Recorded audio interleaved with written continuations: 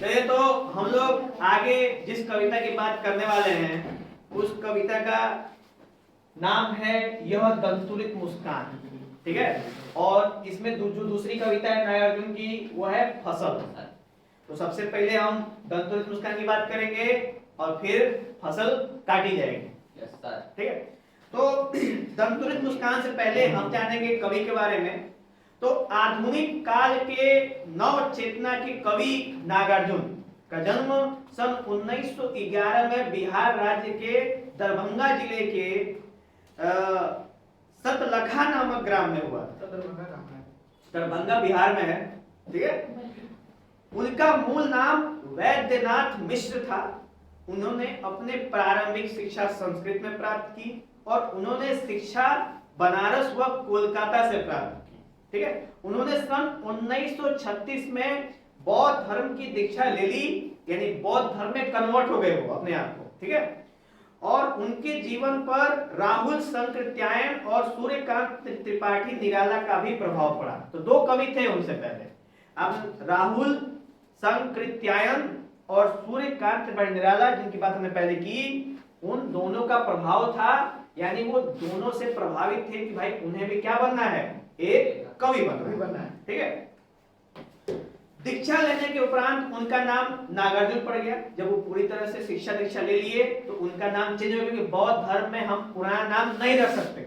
ठीक है, जो आपका पुराना नाम रहेगा उसको हटा दिया जाएगा, क्योंकि आपको अपने परिवार से क्या हो जाना है, अलग हो जाना है। तो जब ले लिए बौद्ध धर्म में परिवर्तन हो गए तो उनका नाम चेंज हो क्या बन गया, नागार्जुन बन गया। ठीक है, सन 1998 में उनका निधन हो गया, 1998।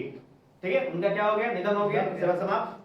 उनकी कुछ प्रमुख रचनाएं हैं युगधारा, सतरंगे पंखों वाली, तुमने कहा था, प्यासी पथराई आंखें, आखिर ऐसा क्या कह दिया मैंने आदि उनकी प्रमुख काव्य रचनाएं हैं।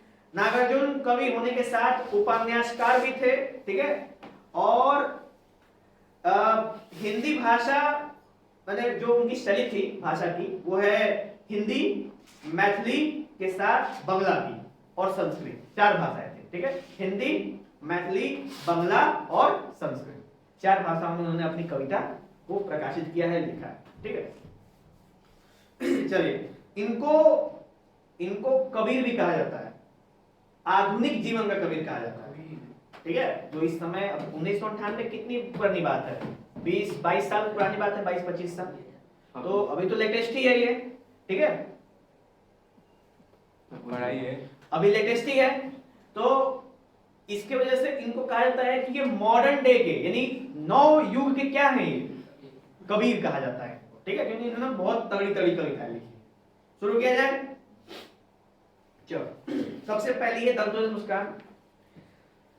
तुम्हारी यह दंतुलित मुस्कान मृतक में भी डाल देगी जान, धूली धूसर तुम्हारे ये गाल, छोड़कर तालाब मेरी झोपड़ी में खिल रहे जलजाल, परस पाकर तुम्हारा ही प्राण पिघलकर जल बन गया होगा कठिन पाषाण, छू गया तुमसे कि झरने लगे पड़े सोफलिका के फूल, बांस था कि बबूल, तुम मुझे पाए नहीं पहचान, देखते ही रहोगे अनिमेष, थक गए हो आंख लू में फेर, क्या हुआ यदि हो सके परिचित न पहली बार, यदि तुम्हारी मां ने माध्यम बनी होती आज, मैं ना सकता देख मैं ना पाता जान, तुम्हारी यह दंतुलित मुस्कान। तो ये है पूरी की पूरी कविता, नहीं पूरी नहीं है, अभी एक पार्ट और बचा हुआ है। ठीक है, उसको बता देते हैं हम। धन्य तुम मां भी तुम्हारी धन्य, चीर प्रवासी मैं इतर मैं अन्य, इस अतिथि से प्रिय तुम्हारा क्या रहा संपर्क, उंगलियां मां की कराती रही मधुपर्क, देखते तुम इधर कल की मार और होती जबकि आंखें चार, तब तुम्हारी दंतुलित मुस्कान मुझे लगती बड़ी ही छवि मान।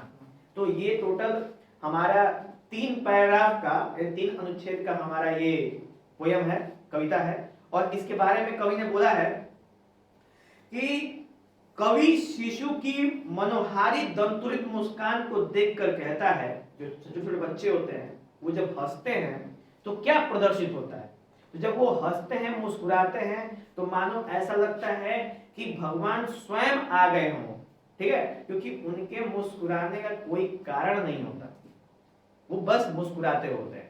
पर जैसे ही हम बड़े होते हैं हमारे कुछ भी कार्य करने का एक कारण हो जाता है, मुस्कुराते भी हैं उसका भी कुछ कारण होता है, दुखी रहते हैं चेहरा नीचे किए रहते हैं उसका भी कुछ कारण होता है। लेकिन बच्चा जब छोटा होता है वो मुस्कुराता है, हंसता है, खेलता है तो वो किसी कारणवश नहीं करता है, ये उसके अंतर प्राकृतिक तौर पे होता है। जब उसको मन में खुशी मिलती है तो वो अपने आप को प्रफुल्लित करके बाहर देखने लगती है। अभी क्या होता है, बहुत सारे लोग हैं अगर इसमें किसी को दुख हो गया तो भी वो नहीं जल्दी दिखाना चाहता, क्योंकि पता है कोई सुनेगा तो क्या करेगा, हंसेगा, बहुत बढ़िया बढ़िया होगी तो है कि नहीं। इसी प्रकार सुख की भी बात है, तो अगर कोई चीज किसी को मिल जाती है जो कि अच्छी चीज है वो भी किसी को जल्दी कोई बताना नहीं चाहता, क्यों, क्योंकि किसी की नजर भी लग सकती है। लेकिन जो छोटा बच्चा है उसे इन सब बातों से कोई फर्क पड़ेगा नहीं पड़ता, उसे बस जहां अंदरूनी अनुभूति हुई प्रसन्नता की तुरंत वो हंस के खिलखिलाना, उसे हंसने के लिए क्या कहते हैं जोक्स की भी आवश्यकता नहीं, जोक्स सुनाता है कोई उन लोगों को नहीं, फिर वो उनको हंसना होता है वो स्माइल करना है कि नहीं, तबीयत ठीक है। नेक्स्ट है कि शिशु की दंतुरित मुस्कान को देखकर कहता है कि उसकी मुस्कान मृतक जो मर गए हैं उसके अंदर भी क्या डाल दे, जान डाल दे। यानी देखो कभी क्या होता है कि मान लो कि किसी घर में जनरली होता क्या है कि फादर है, मदर है, बच्चे हैं और बच्चा बहुत छोटा है, तो फादर होते हैं कि भाई बाहर जाके कमाते हैं, सुबह शाम तक मेहनत करते हैं, जब मेहनत करके शाम को आते हैं तो काफी थक गए होते हैं, ठीक है। लेकिन जब वो अपने छोटे से बच्चे को देखते हैं और बच्चा देख के पापा पापा और हंसते हुए खिलाते हुए दौड़ता है तो पिता के अंदर फिर से वही ऊर्जा आ जाती है उसको देख, तो वो क्या है, रिचार्ज है अपने पिता का, थकावट दूर हो गया तुरंत देख कि भाई लड़के की एक मुस्कान देख ली, थकावट दूर। ये थी शुरुआती स्थिति, अब तो कुछ और ही महसूस हो रहा होगा इस समय। आप लोग को देख के आपके माता पिता क्या करते होंगे, कौन नक्षत्र में पैदा हो गई है कि नहीं, बात तो सही है। एक्सेप्शन अपवाद है भाई आप तुम, ठीक है, क्योंकि घर वालों को मालूम नहीं है ना आपके बारे में, नहीं मालूम, फिर देखें आपकी वो देखिए, हाँ इसका वाला दिखाना पड़ेगा। चलिए सही है। नेक्स्ट बात करते हैं, उसका धूल सा शरीर, सना शरीर ऐसा लगता है मानो झोपड़ी में कमल खिल उठे हो। यानी अभी कवि बोलते हैं कि जब छोटे बच्चे होते तो धूल माटी में खेलते रहते हैं, तो अभी खेलते खेलते ऐसा लगता है जैसे कीचड़ में कमल खिल जाता है, वैसे ही उनका शरीर देख के लगता है छोटे बच्चों का। आपको लगता अलग बात है, कभी उनको उसको महसूस करो, क्योंकि माटी का शरीर है, माटी में मिल जाना है, तो जब उसी में मिल जाना है, उसी का शरीर है, तो उससे नफरत क्यों, माटी से तो प्रेम करना चाहिए, है कि नहीं। मेरी माटी मेरा देश, भारत माता की जय।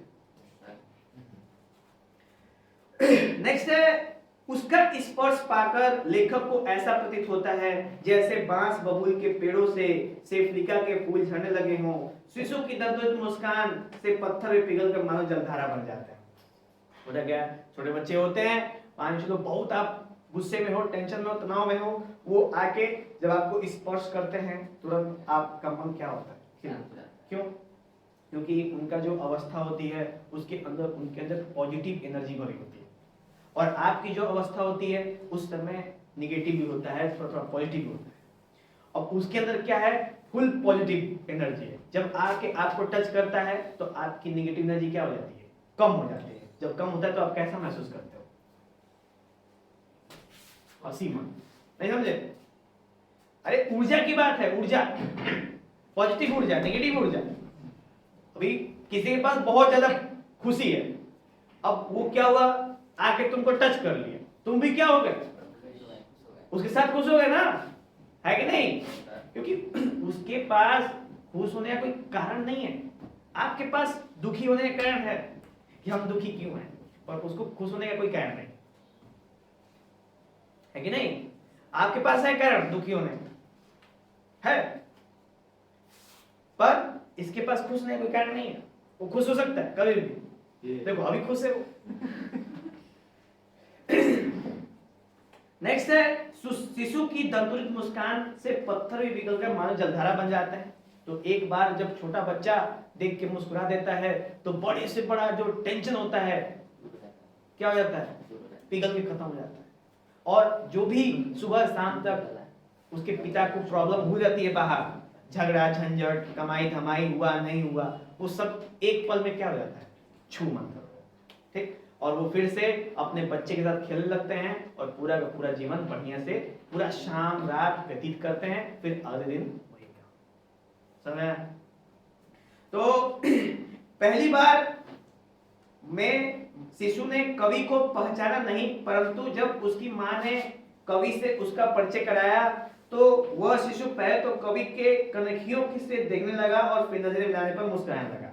तो ये चीज था ना कि जो छोटा बच्चा था अपनी माँ के गोद में था, जिसको देखकर कवि मुस्कुराता था, वो पहले बहुत जब छोटी स्थिति में था तो कवि को नहीं जानता था, ठीक है, नहीं होता जनरली घर में जो छोटा बच्चा होता है अभी कुछ नहीं जानता है, उसको बोलने भी नहीं आता है, तभी कोई आ गया घर पे, मामा देखो बेटा ये तुम्हारे मामा हैं, गौर करो, बोलो मामा मामा, आदत है ये, बोलते हैं लोग, अभी उसको सही से मौ भी नहीं मालूम, उसको मामा बुलवा देंगे। ये स्थिति की बात हो रही है। कवि की माँ, कवि जो है, कवि पहुंचता है एक जगह पे जहां पे उसकी माँ छोटे से बच्चे को लेती है और माँ कहती है देखो ये तुम्हारे मामा हैं, इनको सुताओ घामा, ठीक है। तो शुरुआत में जो छोटे बच्चे होते हैं ना, किसी को देखते हैं तो थोड़ा सा सरप्राइज हो जाते हैं, उसके बाद जब उनको ऐसा महसूस होता है कि अब वो अच्छे तुरंत हंसना शुरू कर दें। तो इस स्थिति में कवि देख के भी क्या करने लगता है, मुस्कुराने लगता है और खुशी खुशी कहता है ये सही है, ये मजा आ गया, ठीक है। तो ये बताओ कि सुबह शाम तक, या फिर ये बताओ आप लोग पढ़ाई कर रहे हो किस लिए, नहीं गलत, यही तो इसीलिए तो प्रॉब्लम है। कभी आपको सुख नहीं हो सकता है इस चक्कर में, क्योंकि आप हमेशा मूलभूत प्रॉब्लम को चेक कर रहे हो। कभी भी आपकी अवस्था सबसे मेन क्या है हमारे लाइफ में, वो है एक खुशी का पल। यानी हम इतनी, आपके पेरेंट्स इतनी मेहनत क्यों कर रहे हैं, ताकि आपको वो अच्छी स्थिति में ला सके, और ये उनके लिए क्या है, खुशी की बात है। आप पढ़ क्यों रहे हो, आप पढ़ इसलिए रहे हो कि आपने जो सपने देखे वो पूरे कर सको, ये आपकी खुशी के लिए बात है। ये कहते हो सबके लिए जो हैप्पीनेस है वो क्या है, अलग अलग है। हम लोग सफल हो जाए भाई, हमारे माँ बाप, बस वो उनकी खुशी है। आपकी खुशी क्या है, हम लोग बस तुम्हारी खुशी क्या है, इसकी खुशी है, इसकी खुशी।